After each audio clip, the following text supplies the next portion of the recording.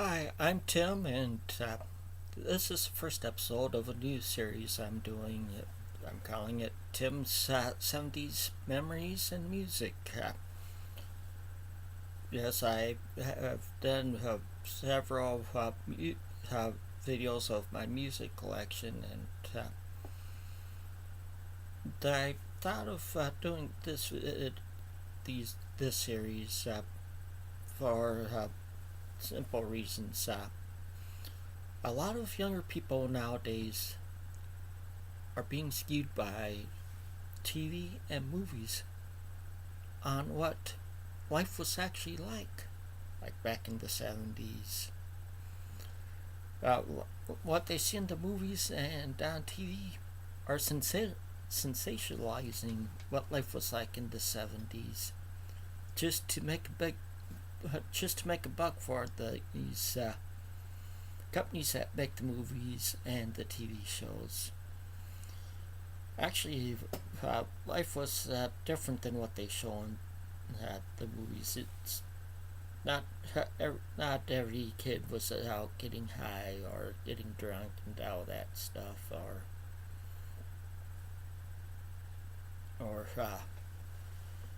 out partying all the time. Not everybody not every kid had cars.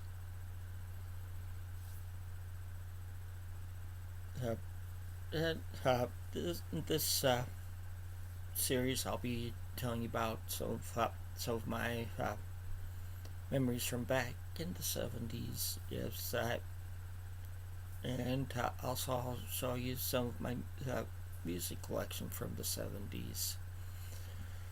To start off, I'll uh, just tell you a little bit. Yes, I was alive back in the 70's. I turned 10 just a few weeks before this seven just before the start of the decade, and that makes it where I turned 20 just a few weeks before the end of the decade. So I went through my teens during the decade of the 70's. So yes, I do have some fond memories during that time, and so I do. So I'll be sharing memories with you during that time, and I was born and raised in Mason City, Iowa, which is in north central Iowa. It's a city of about 30,000 people, and my memories will be different than those of somebody from other parts of the country, like from Seattle or Los Angeles, or like from Florida or Connecticut, or even like St. Louis or Chicago, or even Minneapolis, even like 5 years older than me, 5 years younger than me, and anything like that. But I'm just doing my memories for myself and from my little part of the world where I was living in at the time. Uh, I had two older brothers than me. One was one was one is a year and a half older than me, and my oldest brother's 3 years older than me. Right around the late 60's, early 70's, beginning of the 70's, our parents gave both my brothers and me our own transistor radios. Before that, we had to listen to the just pretty much family radios, which were always on country stations. So we finally got to start listening to AM station that played top 40 radio. See, in my hometown, in Mason City, we only had like station AM stations that played like pretty much big band hits, stuff like that, and a top 40 station, and then could get some country stations in from nearby towns. That was mainly what we could get on the radio. My parents mainly listened to country stations, so or the big band one, or like the classics like that. So we didn't get much exposure to anything of the rock except from like older cousins, stuff like that. So once we got our transistor radios, was when we could start listening to the AM, to the top 40 station, or late at night we could get in some stations further away where we could get in that station down in Little Rock and stuff like that. But and my home, and also some of my exposure came from older cousins, like I said, and also I had an older uncle that lived a couple hours away that was like 9.5 years older than me, that gave me some exposure to some of the groups that I like and stuff too, and also later on we got a stereo that my mom, where we could finally start listening to the radio on there, and we did end up getting a FM station in town, but they mainly play top 40 radio on it. They did play some other stuff on the Hot 100, but not too much, but at times they would. The earliest I could find on that, checking on the internet of that station, the earliest date of that station I could find is 73. And yes, I'll also mention I do have a sister that's 2.5 years younger than me, and she'd listen to radio with me a lot too on that as we were growing up in the 70's. And but a lot of our memories come from with family. Like a lot of my dad's family lived in the same neighborhood as us in Basin City and stuff. And so you were with me. I was a type that I listened to the radio a lot in my teenage years and stuff. I didn't have. I was shy. I was shy growing as a teenager and stuff. I especially shy around girls and stuff. My my first date, the girl asked me out, and that was actually after I graduated high school. It was a friend of my sister's that I knew, and she asked me out to a dance, and so I accepted that. But that's another story. I didn't ask. My wife was the first woman I asked out where I was sober, and that's a completely different story, and that wasn't until in the 80s. But like I said, a lot of my memories are stuff like I heard on the news, and stuff that we talk about in school, or stuff my family would talk about, stuff I'd hear on the news or on the radio, on TV or on the radio, stuff we'd watch on TV.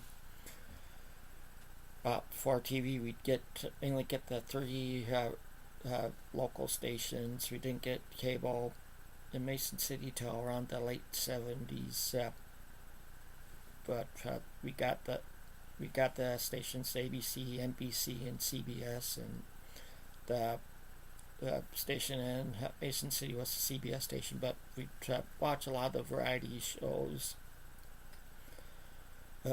with my mom and dad. Like in country, we'd watch most of the country ones. We'd watch some of the others too. Like we'd watch the Glenn Campbell Good Time Hour, and like Dolly Parton had her own show like one time my dad came into the room when we were watching it, and he made a comment watching that.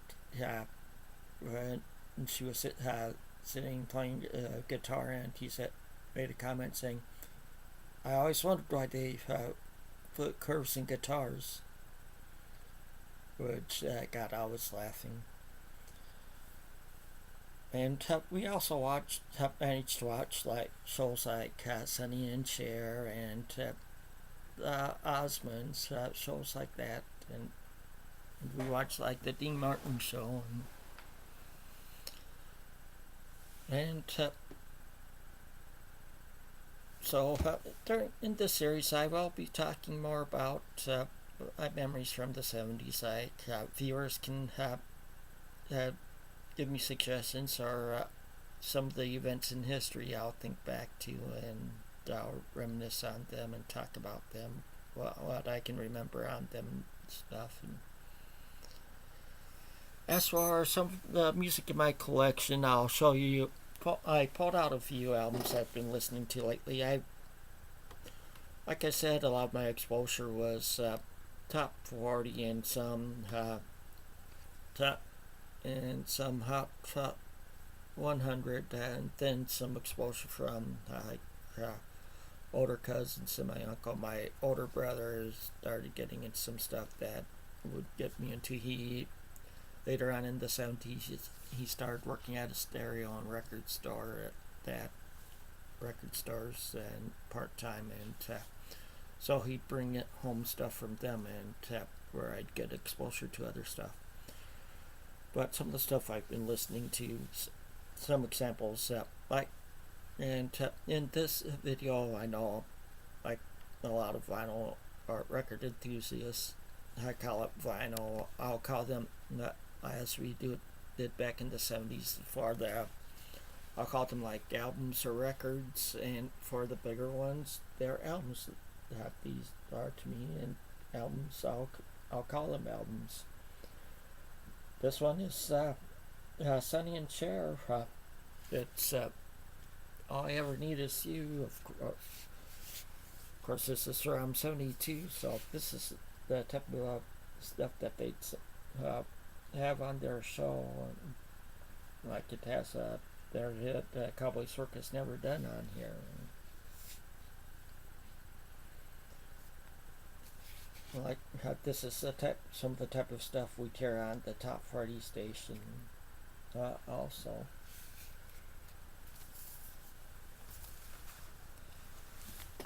another biggie that I was here on the top 40 station. I was really got into them with my sister and some younger cousin around my sister's age. This is Bay City Rollers. This is Rock and Roll Love Letter. This is from 76. Of course, it has some of their hits on it, like has like Money Honey on it, and Only Want to Dance with You, and Don't Stop the Music.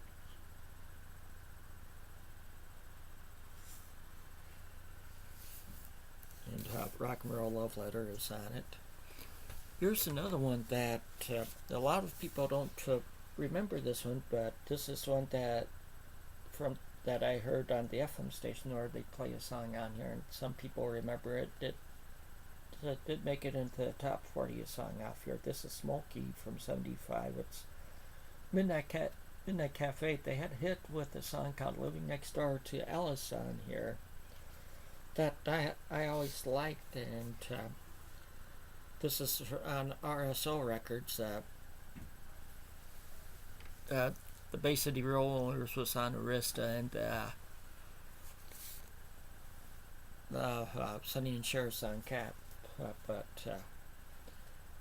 this one has a song, Living Next Door to Alice. It's a song I always liked. Like I said, would hear this song. I remembered hearing this song on the FM station in Mason City, and I always really liked that song. And so when I came across that album, I got it. And all these albums I'm showing you, I found at thrift store, so you can get them cheap. But a lot of these I got for 50 cents or less. including this one that I'm showing you now. This one is Lobo, a guy that I really like. I just found this one. His albums I have trouble finding. This is called Of a Simple Man. This is from 72 on Big Tree Records. And it has a song, has a couple of his hits on here really. Don't Expect Me to Be Your Friend, and I'd really or I'd Love You to Want Me. These are a couple songs where you'd hear on that top 40 station that we'd listen to on our transistor radios. And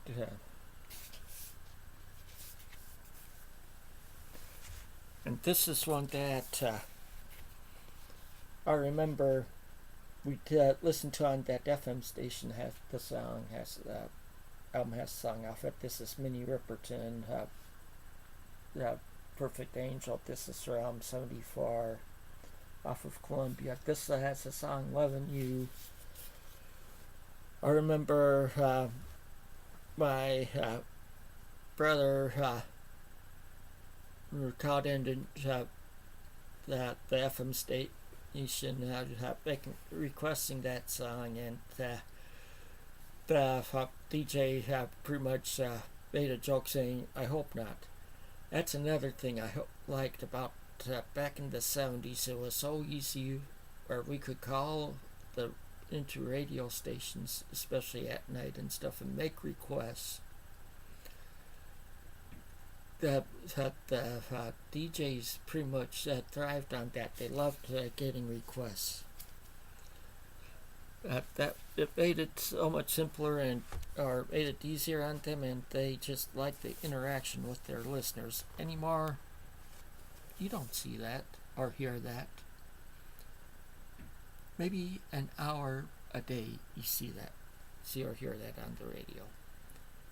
It's not like every night for 3 or 4 hours. Here's an album that my oldest brother had brought home in the 70s that got me hooked on this group. This is Firefall from their first album from 76. The song that got me hooked on it is Cinderella. See, I was in high school at the time. See, the school system in Mason City at the time, elementary school was from kindergarten through 6th grade. Junior high was 7th grade through 9th grade, and high school was 10th grade through